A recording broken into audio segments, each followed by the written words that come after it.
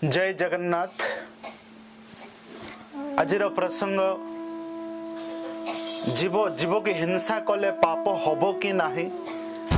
आम तो समस्ते जानी मनुष्य हिंसा कले पाप हबो। आज से विषय रे आलोचना करबा। जीव को जीव हत्या कले पाप लागिबो कि नाही। बेले अनेक मूषा को धरिकी खाऊचे, बेले अनेक मूषा को धरिकी खाऊचे, ताको पाप लागुछि कि नाही। बाघ, सिंह, हरिण अनेक जीव को एमिति धरिकी समान खाई थांदे, हिंसा करि थांदे, तो समान को पाप लागुछि कि नाही। मनुष्य अनेक जीव जंतु को हत्या करिकी निजार भक्षण करि थाए, तो मनुष्य को पाप तो लागुछि। हम समस्त जानि छन्ते पशु योनि रे जेते भी जीव जंतु अछन्ते,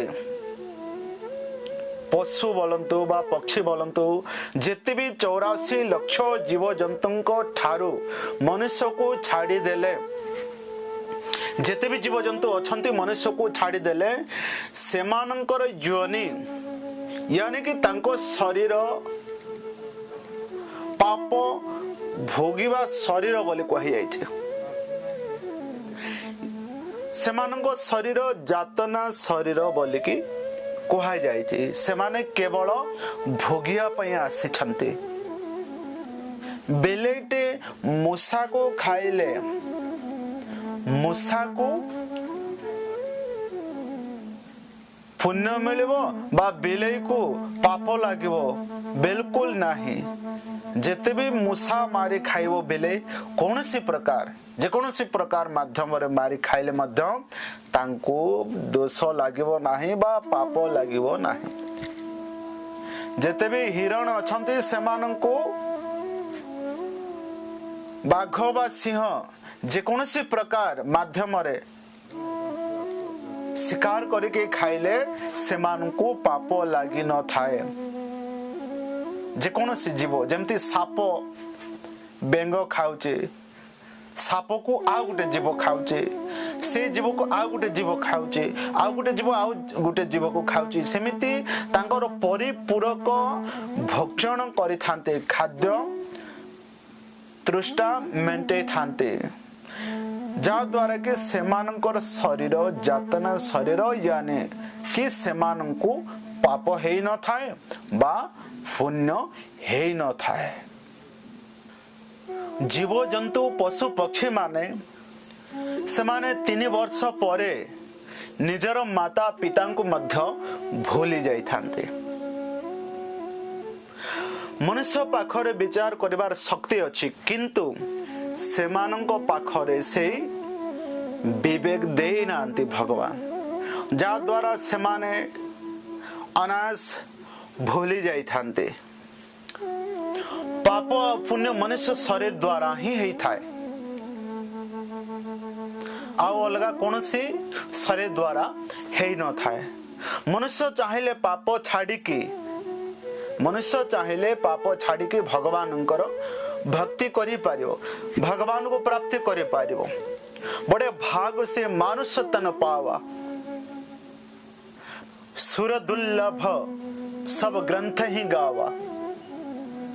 मनुष्य शरीर बड़ भाग्य रे मिली बोले कि श्री रामचरित मानस रे कहा जाउछ।